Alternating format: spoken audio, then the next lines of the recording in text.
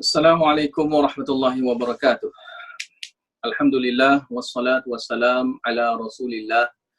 Rabbi shrah li sadri wa yassir li amri wa hlul 'uqdatam min lisani yafqahu qawli. Amma ba'd. Hadis yang seterusnya, hadis yang ke-195. An Muhammad ibn Abbad ibn Ja'far qala sa'altu Jabir ibn Abdullah Anahan Nabi sallallahu alaihi wasallam an shaumi yaumil Jum'ah? Qala na'am. Wa zada Muslim wa rabbil Ka'bah.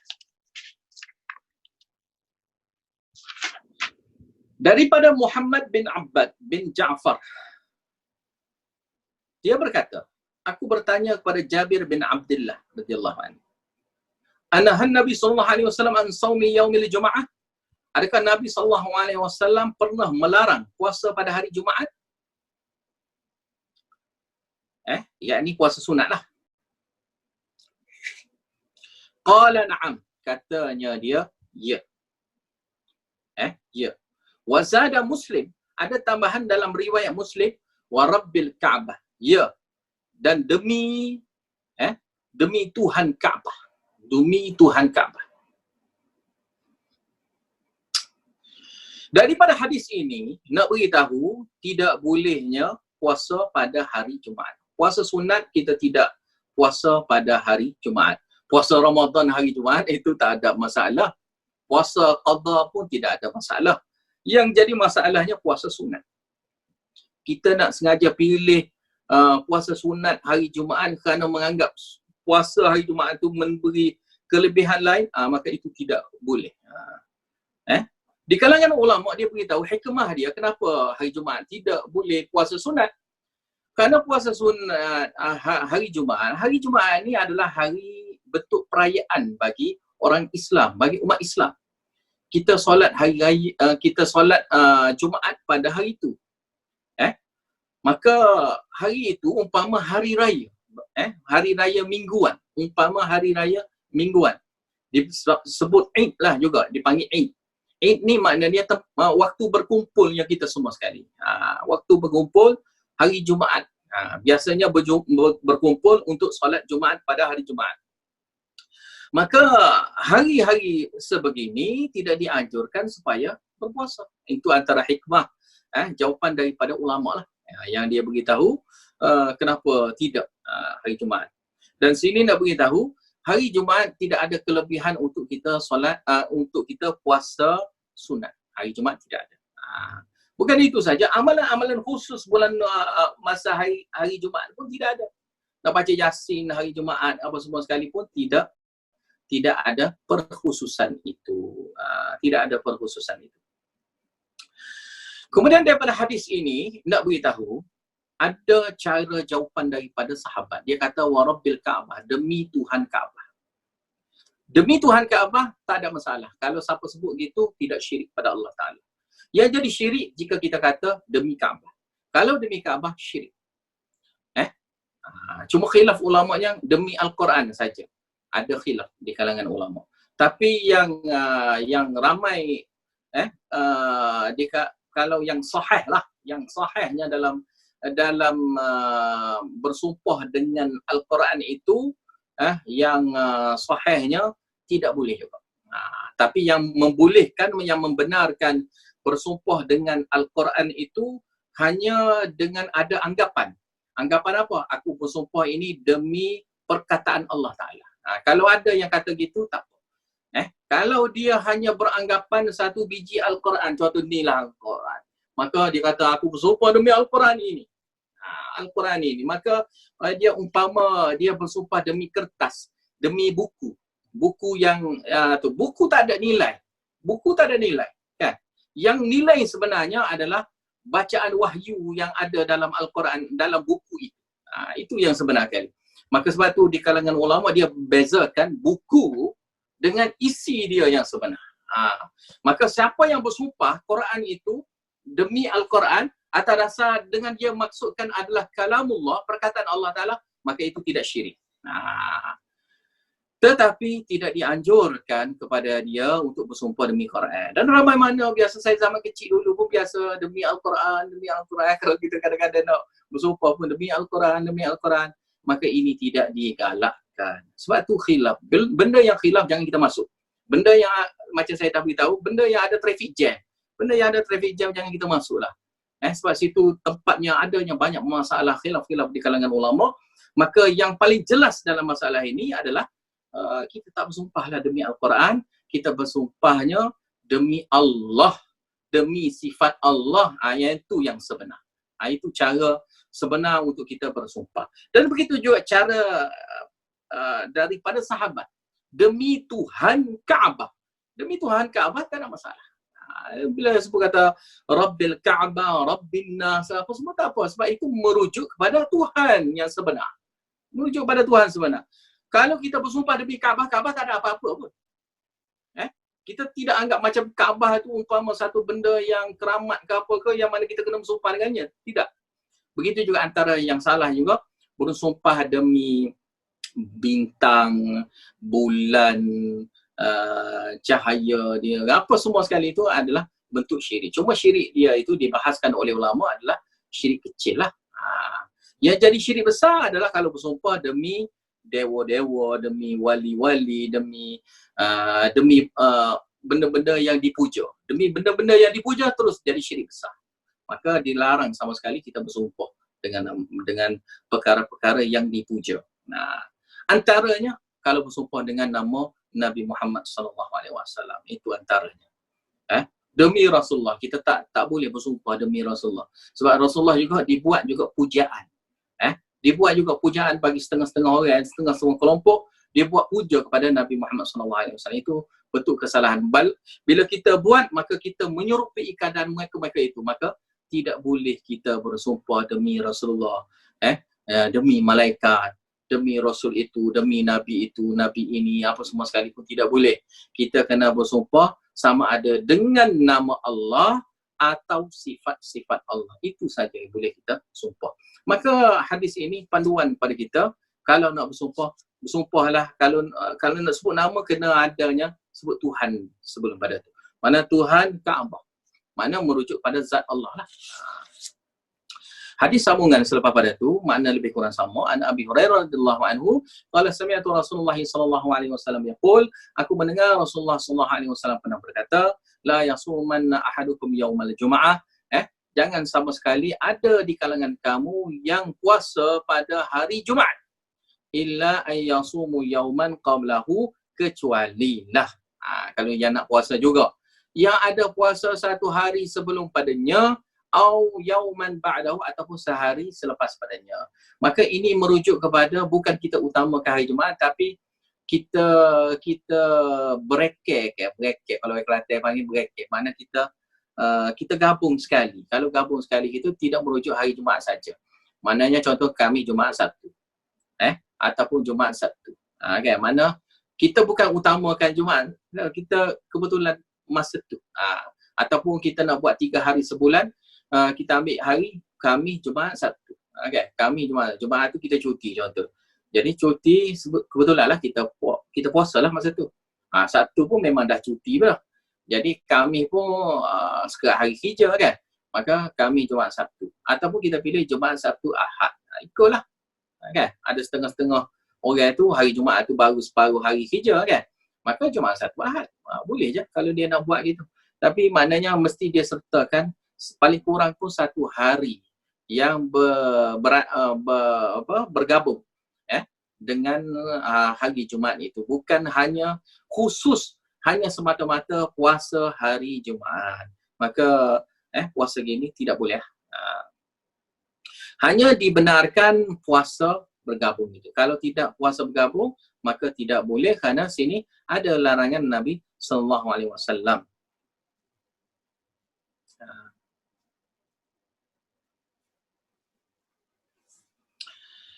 Hadis yang seterusnya, an Abi Ubaid maula ibni Azhar wa ismuhu Sa'ad ibn Ubaid qala syahidtu Eid ma'a Umar ibn al-Khattab faqala hadani yawmani nahan Rasulullah sallallahu alaihi wasallam an siyamihima yawmu fitrikum min siyamikum wal yawmul akhar alladhi ta'kuluna fihi min nusukikum. Daripada Abi Ubaid, Maula Abi Azhar, nama dia Sa'ad bin Ubaid. Dia berkata, aku hadir pada pada majlis hari raya, majlis hari raya bersama dengan Umar bin Al-Khattab.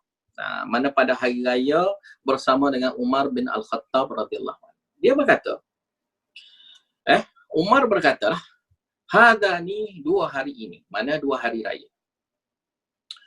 Naha Rasulullah sallallahu alaihi wasallam, Rasulullah sallallahu alaihi wasallam melarang. Larang apa? An siyamihima, puasa pada dua hari raya. Maksud dua hari raya Aidilfitri dan satu lagi hari raya haji, hari raya korban. Mana dua hari raya ini dilarang kepada kita semua sekali ni puasa. Iaitu yaumul fitrikum, iaitu hari fitri kamu, Aidilfitri kamu, min siyamikum, kerana puasa kamu. Mana kamu dah puasa dah sebulan. Maka hari raya tu puasa apa lagi? Maka tak puasalah raya. Kan? Hari yang memang kena fitri. Fitri ni mana berbuka, hari yang kena tak puasa. Maka sesuailah Aidilfitri. Aidilfitri ni mana hari yang kita berbuka, hari yang kita tak puasa. Wal yaumul akhir, hari yang satu lagi pula, alladhi, yang mana ta'kuluna fihi min nusukikum, hari yang kamu makan binatang korban kamu tu. Kamu sembelih takkan kamu tak makan, maka kamu nak makan benda-benda tu. Maka hari Aidil Adha ataupun hari raya korban, hari raya haji ini, kita nak makan korban-korban kita. Ya. Jadi hari nak makan ni, nak puasa apa? Tak puasa lah. Maka itu jawapan bagi makna larangan Nabi SAW tidak boleh puasa. Nabi memberitahu sebab-sebab dia. Mana hari raya ini jangan duk rajin puasa lah. Dua hari raya ni tidak dibolehkan kepada kita puasa. Sebab hari ini adalah hari makan minum, hari yang kita bersukaria pada hari ini. Sebab tu hari raya ni banyak kelebihan kan. Mana hari raya kita memang hari yang memang kita untuk bersukaria. Hari untuk kita makan dengan sedapnya, minum dengan sedapnya kan. Dapat bebas dah. Yang sebelum pada ni kita puasa. Kalau hari raya haji masa ni lah. Kita nak makan korban kita. Kita nak rasa korban kita. Sebab tu sunnah juga. Kita sembelih korban dan kita makan korban kita. Kan? Bukan sekadar kita beli binatang korban itu. Kita sembelih binatang korban kita. Dan kita makan binatang korban itu antara sunnah-sunnahnya hari raya. Jadi daripada lafaz hadis ini secara jelasnya adalah haram puasa pada dua hari raya. Haram puasa dua hari raya. Berbeza dengan hari Jumaat. Hari Jumaat tidak sampai tahap haram. Itu sampai tahap makruh. Sebabnya Nabi SAW pernah melakukan puasa pada hari raya, hari Jumaat. Manakala hari raya ni Nabi SAW tak pernah puasa pun. Dan ini menunjukkan bahawasanya hari raya ni memang hari yang tak makan, tak minum. Dan sesiapa yang puasa pada hari raya tak sah. Sebab tu bila kita tengok anak bulan kan, kita tengok anak bulan dah sah dah raya esok. Maka tak boleh dah lagi kita nak puasa, tak apalah, bagi cukup lah, baru 29 hari, tak cukup 30 hari. Kita nak cukupkan 30 hari. Tak, kita puasa, nampak anak bulan tu lah cukup sebulan. Sebulan ni tak semesti 30 hari, sebulan boleh jadi 29 hari, boleh jadi 28 hari. Tengok kita kita tengok anak bulan lah. Kalau anak bulan tu nampak, maka kita raya. Anak bulan tu nampak, maka kita puasa kan. Kan? Mula-mula untuk kita tengok bulan Ramadan kan. Maka kita tengok anak bulan. Maka dengan tengok anak bulan tu, kita puasa. Bila untuk raya pula, kita tengok anak bulan pula. Yang saya dapat tahu, 22 hari bulan. 22 hari bulan, tarikh kita tengok anak bulan. Jadi boleh jadinya 23 tu terus raya dah kitanya kan. Jadi tengok anak bulan, selepas tengok anak bulan, kalau nampak anak bulan tu, kita raya. Maka hari raya tu, haram kita puasa. Tak usah kata rajin lah. Tak boleh rajin. Kan? Kita kena puasa. Kita tak boleh puasa. Bila tak nampak, barulah kita kena cukupkan 30 hari seperti mana yang kita dah belajar dah awal-awal hadis dalam bab puasa ini. Dan hikmah Nabi SAW pun dah beritahunya hikmah dia. Dan ini lafaz-lafaz hadis ini sebenarnya kali yang dibaca oleh Umar bin Al-Khattab radhiyallahu anhu ketika khutbah hari raya. Maka kalau khutbah hari raya boleh juga guna hadis ni lah. Baca hadis ni masa khutbah hari raya. Bacakan hadis ni. Okay. Khutbah hari raya ni tak semesti kita kena ambil yang dah tulis. Kita ambil je poin-poin sikit-sikit dalam hadis, bab puasa, bab raya ke apa. Maka kita pun bacakan. Bacakan itu pun dah cukup. Baca, kita tengok, kita tulis-tulis itu, kita bacakan itu pun dah cukup dah untuk khutbah hari raya. Cuma saya akan maklumkan sedikit sini, maknanya esok hari ni pengajian kita hari ni habis dah untuk kelas hadis Umdatul Ahkam. InsyaAllah kita akan sambung pada selepas hari raya lah. InsyaAllah kita akan sambung. Kita akan khatamkan juganya insyaAllah kitab Umdatul Ahkam. Dan juganya Al-Quran pun saya pun ada iradah untuk khatamkan Al-Quran 30 juzuk dengan pengajian cara online ini. Cuma dalam pada tu untuk esoknya saya nak esok saya akan ajar khusus untuk esoknya masalah yang berkaitan dengan solat hari raya, cara macam mana untuk kita masalah-masalah yang berkaitan dengan Aidilfitri esok lah, kan? Macam mana kita nak hadapi, nak ikut sunnah cara berhari raya, dan nak solat macam mana, permulaan dia macam mana, kesudahan dia macam mana, gitulah. Sesempat mungkin lah untuk esok saja kelas. Dan kitab yang saya akan guna pun insyaAllah saya akan guna Fiqh Sunnah untuk esok. Jadi kalau siapa-siapa ada Fiqh Sunnah boleh merujuk dalam kitab itulah. Kalau tidak, dengar je lah, dengar tanda lah. Kalau tak ingat nanti boleh tengok ulang lah video kita dah rakam apa. Harap-harap terakam lah, kalau tak terakam payahlah juganya, kan. Jadi untuk esok insyaAllah saya akan bagi tips-tips dia lah, dan juga cara yang ikut sunnah, yang cara yang tidak ada khilaf lah. Saya akan beritahu benda yang tidak ada khilaf. Mungkin saya akan sentuh juga sedikit-sedikit masalah perbezaan ulama, tapi saya tak nak beratkan sangat. Saya hanya nak tumpukan kepada apa yang kena buat. Apa yang penting kita kena buat masa untuk melakukan solat Aidilfitri esok. Itu. Maka cara gini insyaAllah untuk memudahkan lagi cara kita nak solat hari raya esok lah. Lepas tu kalau apa hukum-hukum yang berkaitan, insyaAllah lah, untuk sepenuh masa esok 9.30 sampai 10.30 tu, insyaAllah saya akan penuhkan dengan cerita tentang ni lah. Cuma sediakan biasalah pen, buku apa untuk tulis lah, panduan-panduan lebih kurang yang saya akan bagikan itu supaya mudah untuk kita solat hari raya kelak, insyaAllah.